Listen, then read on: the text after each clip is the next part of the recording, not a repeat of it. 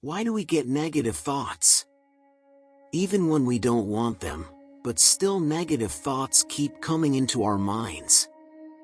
Why does this happen? It's confusing because our minds can be both a friend and an enemy. If we just follow it without thinking, it can lead us in the wrong direction, but if we learn to control it, we can achieve a lot.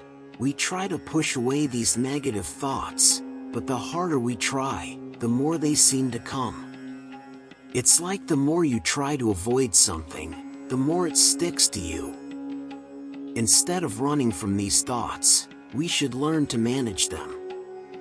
Today, I've got a fascinating story to share with you, one that dives deep into why we sometimes struggle with negative thoughts, and what we can do about it. So, let's jump right in.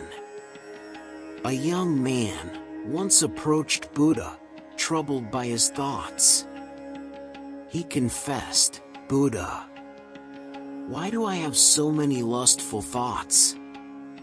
I don't want these thoughts, but I can't stop thinking about desire, and it's really bothering me.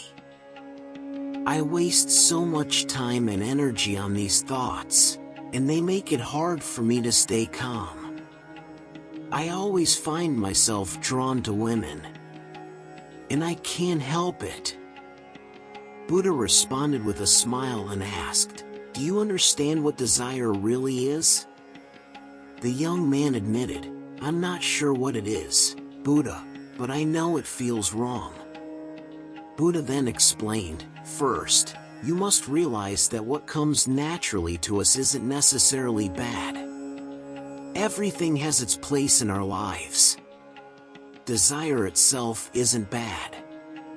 It's a feeling that shows us we're missing something, and it draws us towards what we want or need. For example, if you're lacking money, you'll naturally desire to have more. This doesn't make desire bad. It's simply our mind's way of recognizing our needs, and when it's about physical needs, we call it sexual desire." The young man said, "I see what you mean about desire, but where does it come from? How does it start?" Buddha explained, "Desire doesn't come from outside. It's within us, and it's necessary for human survival and the continuation of our species." Confused, the young man asked, "If it's natural and necessary, why do people say it's bad?" Buddha pointed out, "That's where people get it wrong. They misunderstand desire, trying to hide or suppress it. It's not desire that's bad, but how people misuse it. Focusing too much on what we desire without control is where the problem lies." Buddha continued, "Even animals experience desire, but have you noticed we don't criticize them for it?" "Yes, because they need it to continue their species," the young man replied. "Exactly," Buddha said. "Animals use their desire only for reproduction, not for pleasure. Humans, on the other hand, seek happiness in everything, including desire, which nature intended for reproduction. But making it the sole purpose of life and letting it control us is where we go wrong." Buddha said, "Listen closely to what I'm about to tell you. It'll help you understand the nature of desire and answer many of your questions. All you need to do is listen attentively. Once, there was a young monk who struggled greatly with lustful thoughts. No matter how hard he tried, he couldn't free his mind from these desires. Feeling defeated, he came to me, seeking guidance.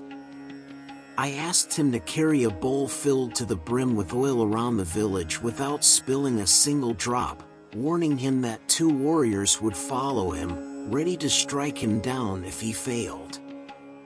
The young monk carefully walked around the village, his entire focus on the bowl of oil.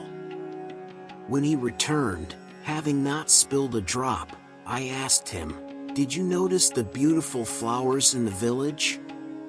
Did you see the festive decorations and the dancing?" "No, master," the monk replied. "I saw nothing but the oil in the bowl, for I was afraid of the warriors and focused only on my task." I then explained to him, "Just as you focused solely on the bowl of oil, you must train your mind to focus on your spiritual path with the same intensity and dedication.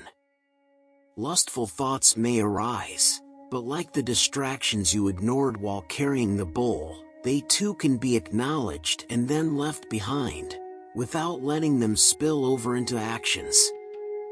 Our minds are like that bowl," he concluded. "We must fill them with mindfulness and compassion, carrying them with care through the distractions and desires of life.